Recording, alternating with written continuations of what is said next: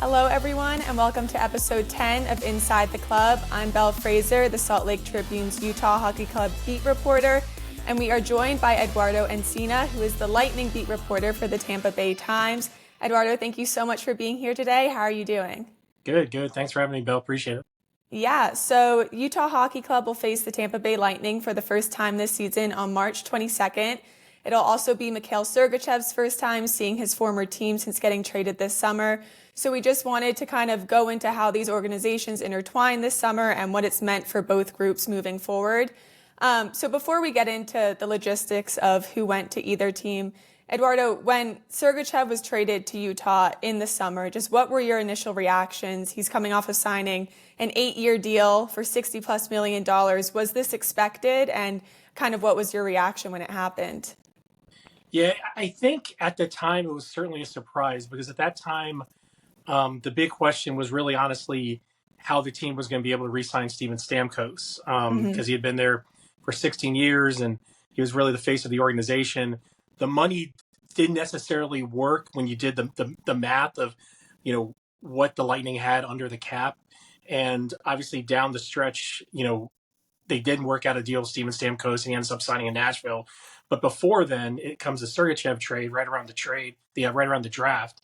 And like I said, I was shocked because, when you go into the free agency and the offseason, you kind of have this list of guys who you think they might move because the contracts make sense because maybe they're not as important part of the future or the organization. And Mikhail Sergachev honestly was never on my list of those players. Honestly, when you look at it, it really was a trade to really kind of give the Lightning some cap flexibility. And like I said, I always thought Mikhail Sergachev would really be a part of this team's future well into the next decade because he was signed to that deal. And Julian Breezeball, the GM, has done a really good job of locking up a lot of their young core players. And Sergachev is really one of those guys. So when that came down, it was pretty shocking. But at the same time, obviously $8.5 million cap hit that he carries, that freed up a lot more space for him to do some things, a lot more flexibility. Initially, we thought that would probably be maybe to keep Stamkos, Right. but essentially it ended up being for them to trade for the rights to Jay Gensel and sign him to a 7-year deal at pretty much the same kind of, really the same length and the same term. So, and that's kind of what they've done now. Obviously, the trade got them, and I'm sure we'll talk about this later, is they got him another defenseman, a younger defenseman, J.J. Mosier, and a prospect in Connor Geekie, who really automatically became the organization's top prospect because the Lightning have been an organization that has been chasing Stanley Cups. They obviously won back-to-back in 2021 and went to three straight Stanley Cup finals in 22 as well. And they're in a win now mode, but also trying to, like I said, keep that young core still, within the organization for the future. So, but yeah, I mean, but now when you got Geeky, all of a sudden, they've traded a lot of draft picks to get guys at the trade deadline. So they haven't had those, first round picks. Even the first round picks that they would have had, even if they hadn't traded, would have been towards the bottom, of that first round. Which obviously we know that not all first round picks are created equal. Yeah. So automatically Geeky comes in. What was he, 11th, I think, in the first round. Automatically came in and became their first, their top prospect automatically. So when you look back on it, at that time, like I said, I was shocked because I never thought that they would trade Mikhail, but it did fit a lot of different needs. One, obviously opening up that cap space. You can go out and get a guy like Jay Gensel, who's been, remarkable, a remarkable fit for on the top line and, in so many different ways. And then you kind of replace Sergachev with J.J. Mosier in some ways. And then obviously you have a guy for the future in Connor Geekie who made the team out of camp. Now he's in Syracuse. But I'm not, I'm sure he'll be, back in short term. So, to answer your question, it was surprising, but now when you look at all the all the wheels that were in motion, you kind of understand what they were doing there. Yeah, and you mentioned just thinking Sergachev was going to be there for the next decade. I was wondering how you viewed his role on the team up until the trade. Obviously, there was a lot of talk of him playing behind Victor Hedman and if he Right. could grow into a number one defenseman. But how did you kind of see Sergachev develop? Because although he's only 26 now, he was there for 7 seasons, which is a big chunk of his NHL career. Yeah, so I think when you look at Mikhail, he's so unique in the sense that he's still so young, but still has that experience, like you mentioned. Has won 2 Stanley Cups, Hmm. has played in numerous postseason games, and really kind of also. And I'm sure he's mentioned this along the way there, but here he's constantly mentioned the idea of learning behind Victor and Ryan McDonough to another extent too. Is he had these great guys ahead of him as mentors, and but eventually those guys get older. They obviously trade Ryan McDonough and got him back, Hmm. but you always saw that he would be eventually that number one guy. And last year he played big minutes. He played, he averaged he averaged more than 20 minutes a game as the number two defenseman.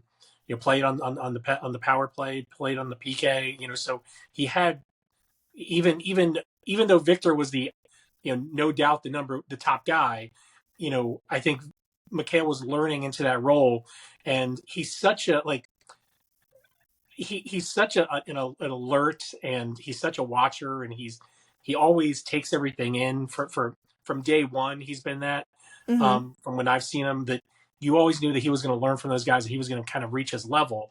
And once they signed him to that 8-year extension, you just always thought that it was going to be in Tampa. Um, and also the other aspect of it was that you didn't know whether Victor Hedman was going to be signed an extension. Obviously, the other part of the offseason was signing him to a 4-year extension. That's probably going to keep him in a Lightning uniform for life. I think that's till he's 38 years old. So Yeah. at that point, before then, you also thought to yourself, hey, there's no doubt Mikhail is the number one D guy of the future, even if they do keep Hedman. You kind of always thought that he might wear an A on his sweater, maybe a C at some point, that Hmm. because he probably is the one guy who um, I just feel like all that experience really benefited him.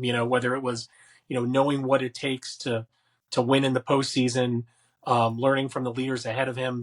The one thing is the Lightning they have a reputation for being a really good, well run organization, obviously, Yeah.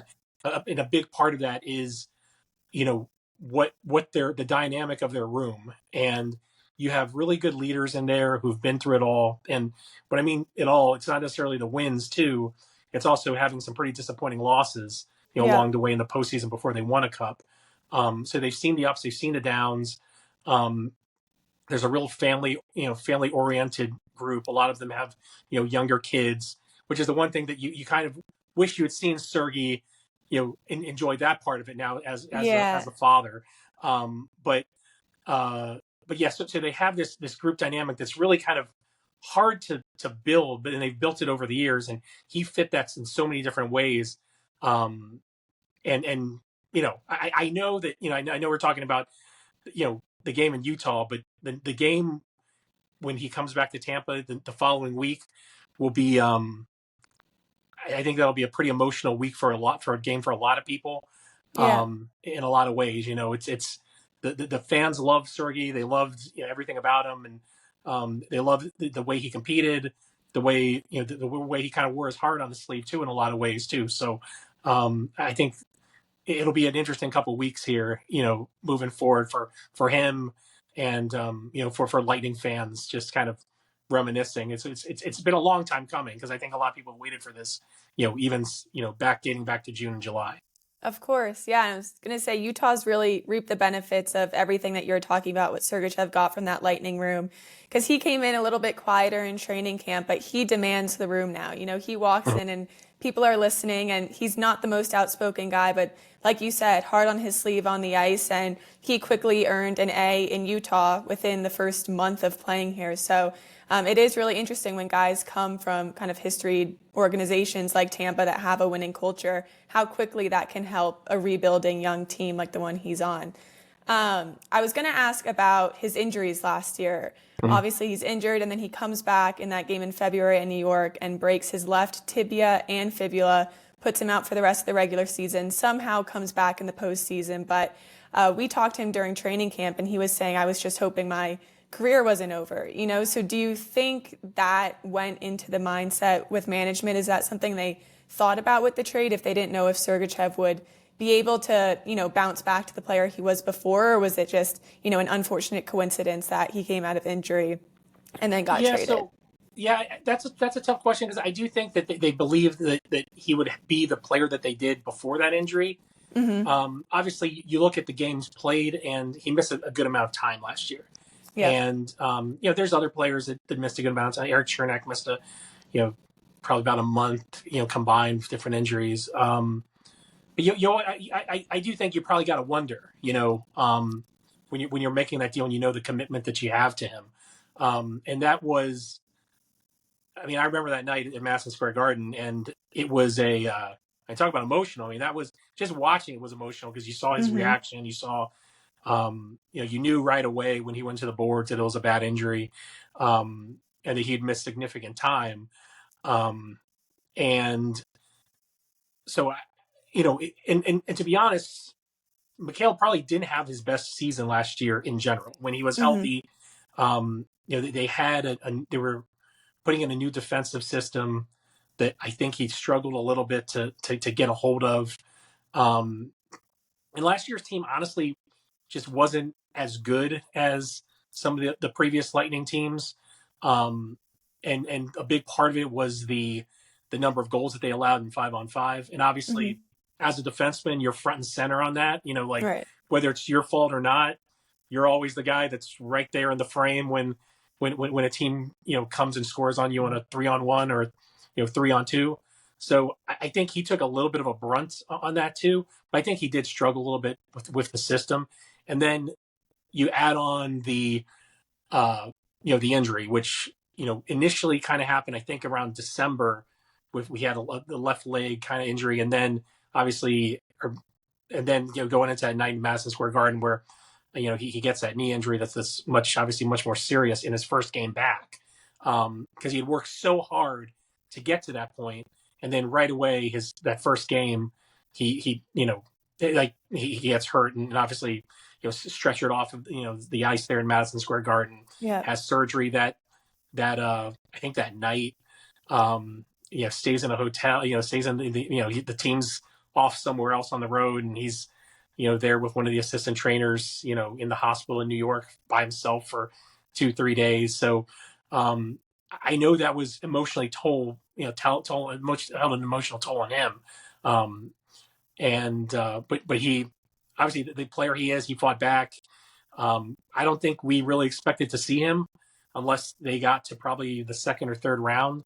And he comes in there, and I think game 5, I think, and finishes out that series against the Panthers, and they needed him. The Panthers were obviously, I think, a superior team last year to the Lightning, and obviously he gave them a boost not only on the ice but in the room and emotionally.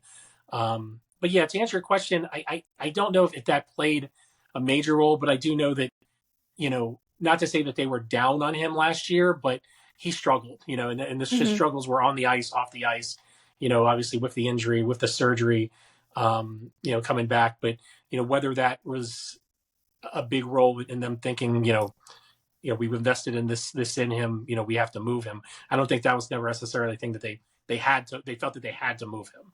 I think Right. that he had one of those contracts that if they could move it, and knowing the need that they had, with the cap space, or that was going to get Jake Ensel or going trying to re-sign Steven Stamkos, or Victor Hedman too. That plays a little bit into that too over the long haul of his extension as well. So, I think that when you look at it, when you look at that, just that sizable chunk of salary that he took up, and the other thing too that should be mentioned there is right before they do trade him, they actually do trade back for Ryan McDonough. Right. And that's also another thing too. I don't think if they don't trade for Ryan McDonough, I don't know if they feel as good about trading Sergachev, because Totally. and to be honest, once they traded Ryan McDonough away, and that was another cap situation where they couldn't carry his his contract, they were never the same defensively for those 2 years, and he's added a lot of calmness, in the blue line. And when you look at the numbers of what they are now defensively as a 5-on-5 team this year versus last year, it's really night and day. And that's not to Yep. say that that's anything on Sergey, but McDonough has added a calmness and just a general confidence to that blue line defensively. So I think that also plays a role too. And the Lightning were never out shopping for Ryan McDonough. The Predators were looking; they needed to move some money, and the Hmm. Lightning, the Lightning were like, "Hey, if he's available, let's make something work." So there was a lot of things at play that probably led to it, other than necessarily his play that last year or his season in general. Right. I was gonna say I'm from New York, so I was a Rangers fan growing up, and Ryan McDonough was my childhood captain. So I feel like all Rangers fans have just had their eye on Tampa ever since like 10 years ago. It feels like the Rangers just traded five guys to Tampa. They all got to go win cups there. So it's funny the relationship, right? I'm always happy if the Lightning win because, a guy like Ryan McDonough gets to be there again. So Yeah, between him, Callahan, I Girardi, mean, I guess Girardi didn't get Girardi, the right? cup. JT Miller, wasn't Right. Strawman there too? Yep. Yeah. Yeah. Yeah, No, there's the whole crew. the whole crew went down there. I mean, it's that whole sunshine and no state tax thing. It just makes it pretty nice when you get dealt there. Yeah, and it's also crazy that Sergachev's injury in Madison Square Garden was just over a year ago because he came into training camp saying that physically he felt good, but mentally, of course, there was a little bit of hesitance when he was going into the corners, especially with a new team and a new system that he didn't know. But Utah suffered so many injuries at the beginning of the season that Sergachev was playing 25 to 28 minutes a night. And he said that actually helped him. Like he just had to get over the fear of breaking his leg again or getting hurt again because he was thrown into these high pace, high intensity situations. So it's funny how things work out where maybe that's what he needed to get back to feeling like himself. But yeah, you talked about the emotions of it, and I'm sure people have watched that game or seen the video, and it's just awful. So you always root for a guy to kind of get back to themselves after an injury like that. Flipping over to who Tampa got in this deal, you obviously mentioned it before, but they traded defenseman J.J. Moser, forward Connor Geeky, a seventh-round pick in the 2024 NHL draft, and a second-round pick in the 2025 NHL draft.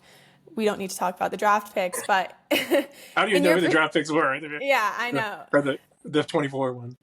But in your perspective, and you mentioned getting Jake Gensel too with that cap space, has this trade paid off for Tampa? Is it a fair deal? I know fans were initially upset when you see Sergachev go, but with what those pieces have brought to Tampa, do you feel like this is a check? This is a good thing?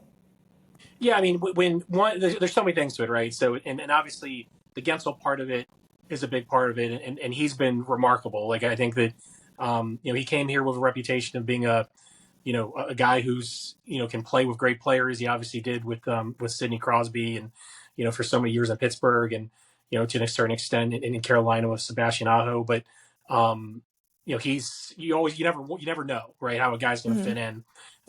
But he's been in so well on that first line with Braden Point and Nikita Kucherov. And I was actually talking to Nikita Kucherov the other day and Nikita Kucherov doesn't like to talk very much to the media, but he was glowing about Gensel and just how smart he is, how well he skates, how he always knows where to be on the ice.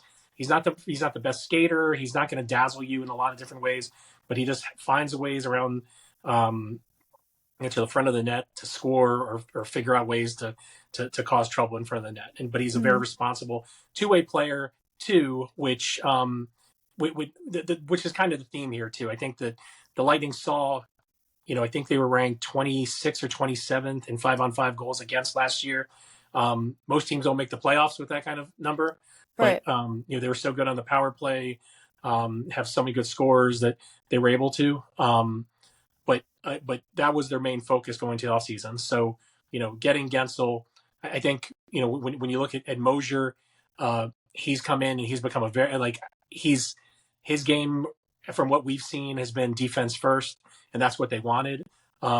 It's also great to have a guy who can play on both sides, and for the most part this year, I know he's played both sides in Arizona, but he's played mostly on the right side along with Hedman. So, you know, they even though they lost Sergachev, with the addition of Mosier, with the addition of McDonough, and with Hedman and Eric Chernak, you have this what they like to call a big four, Mm-hmm. defenseman group that's eating up a big chunk of minutes, whether that's 5-on-5, power play, penalty kill, and all those guys play well over 20 minutes a game. But and Mosier's fit that role, and at the same time, he's been able to slide over to the left side if you needed him.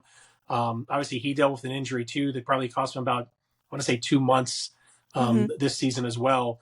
But and going into that time when he got hurt, he's playing remarkable. And again, like I think that the defense stands out, but he's not a guy who isn't. He's not a guy who's afraid to join in the rush to get in the offensive end as well. So, and again, he can lock down 20 minutes a game, power play, penalty kill if they need him to.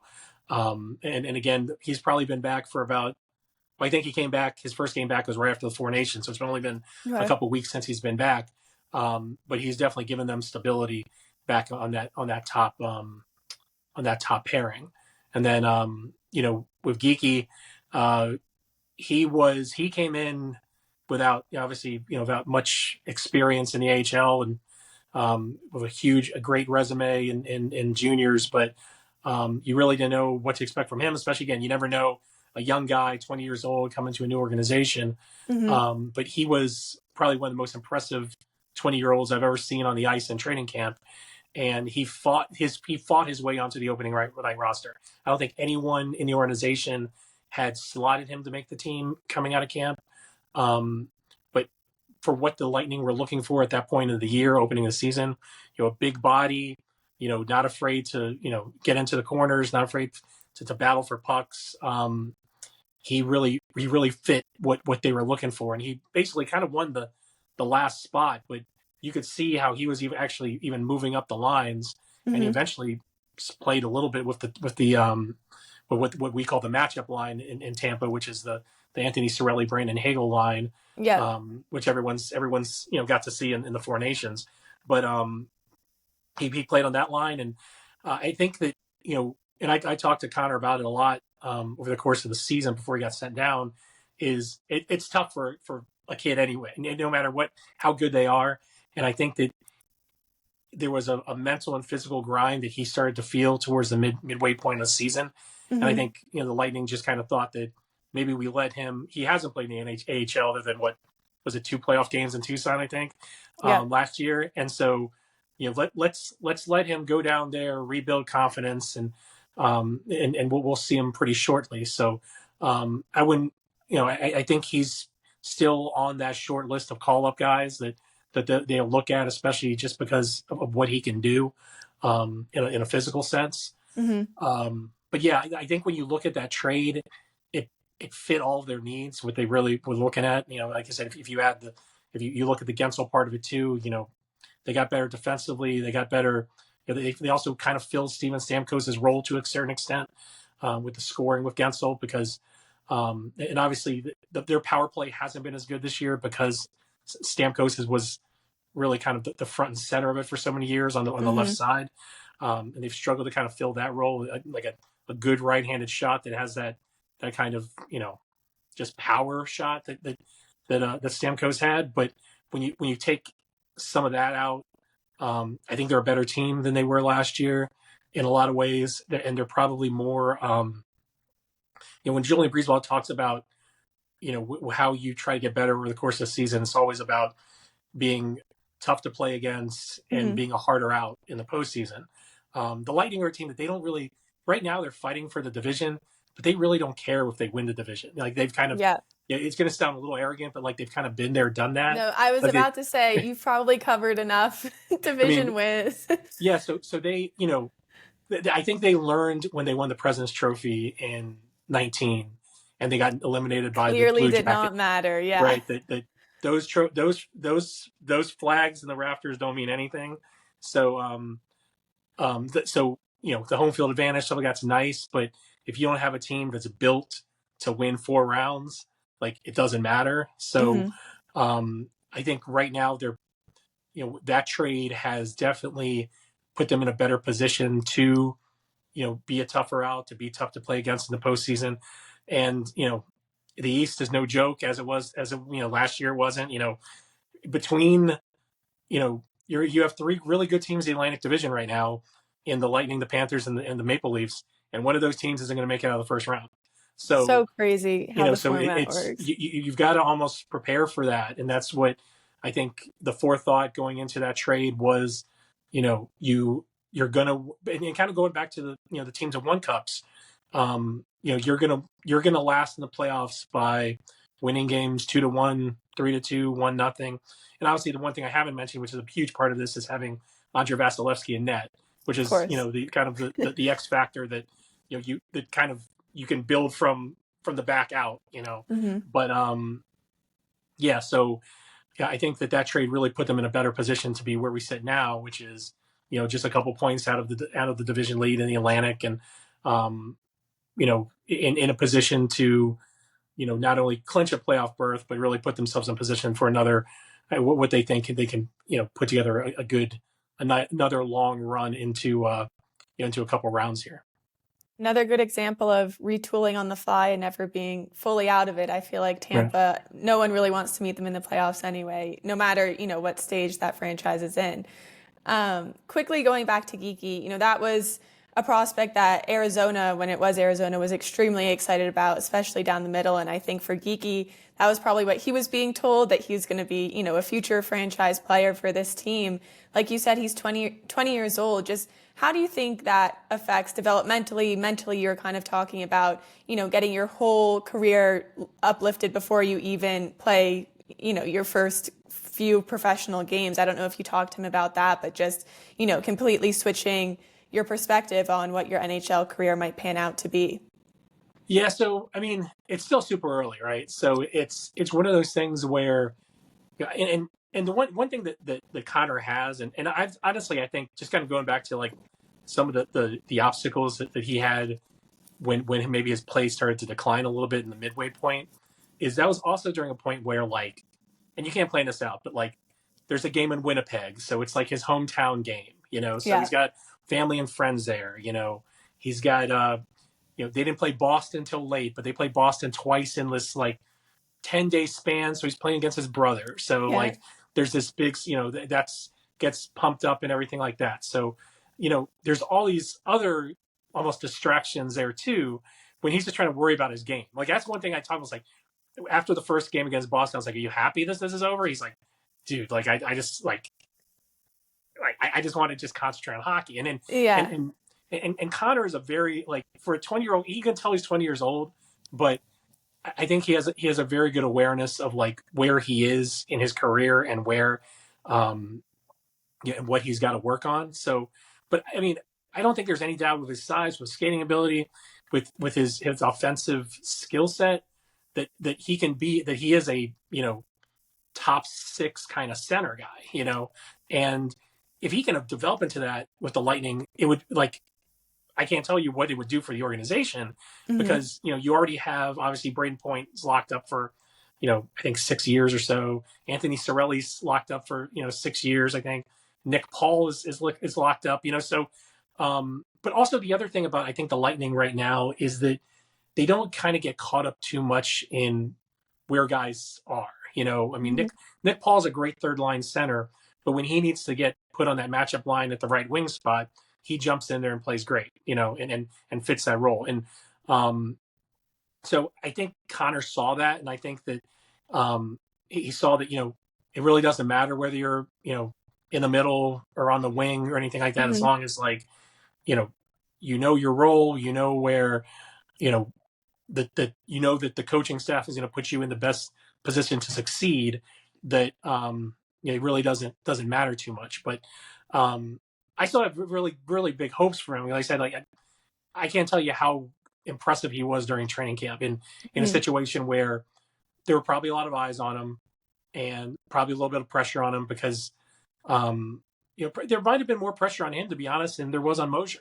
Right. Because you kind of know what Mosier is and like and you kind of mentally kind of thought that he was just going to slot into that role on the blue line to replace Sergachev to a certain degree.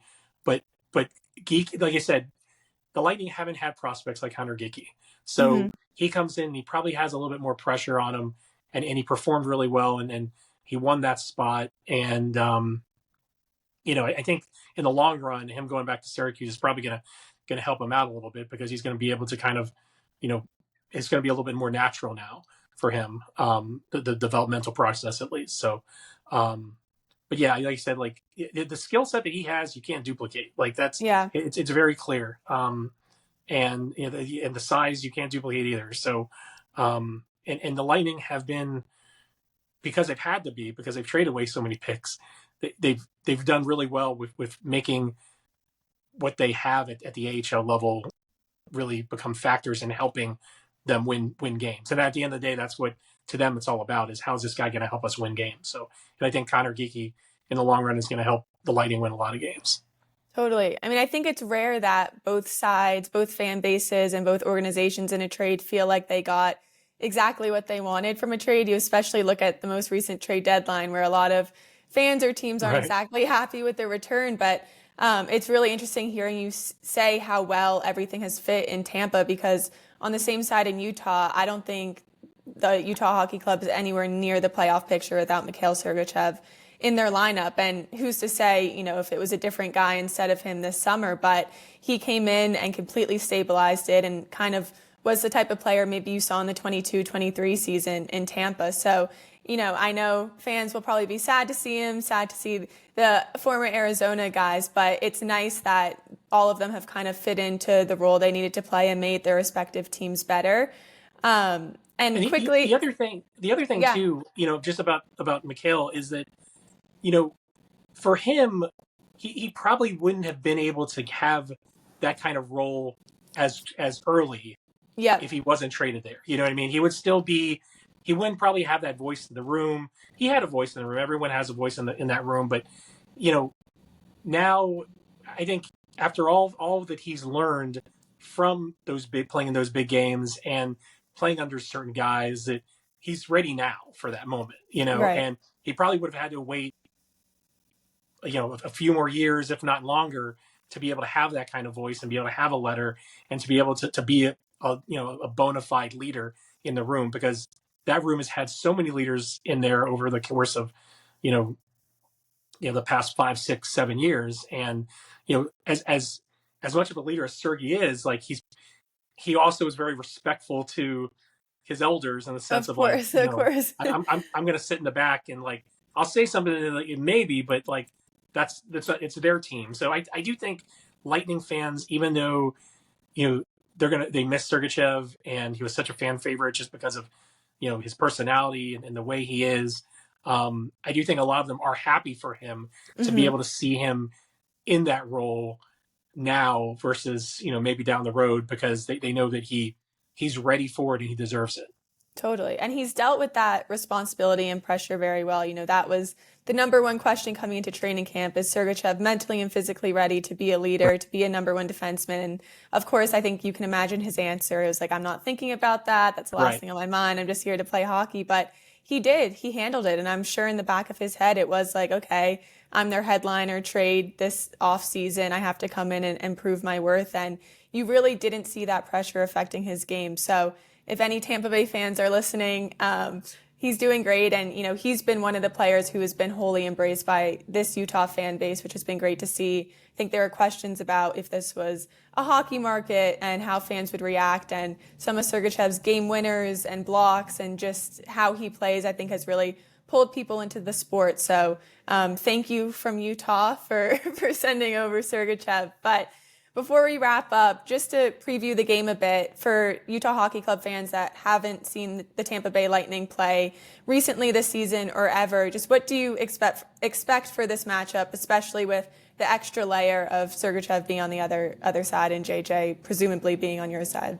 Right. So, I mean, right now the Lightning, like, they're in the midst of a pretty tough stretch. 6 of 7 games on the road.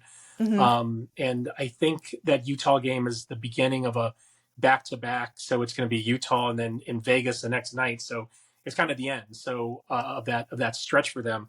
But for the Lightning, honestly, about a month and probably like 5 weeks ago, they were sitting in a position where they were outside of a playoff spot, and it's not necessarily an unfamiliar spot for them. They were kind of the same Mhm. position last year when Sergachev was hurt, and they've kind of rallied and come together. And the big thing for them has been, really the basis of everything has been puck management, Mhm. and they're not they are a team that, again, they have such dynamic skill with Kucherov, Point, guys like that, Gensel, and even to an extent with Hagel and Sorelli.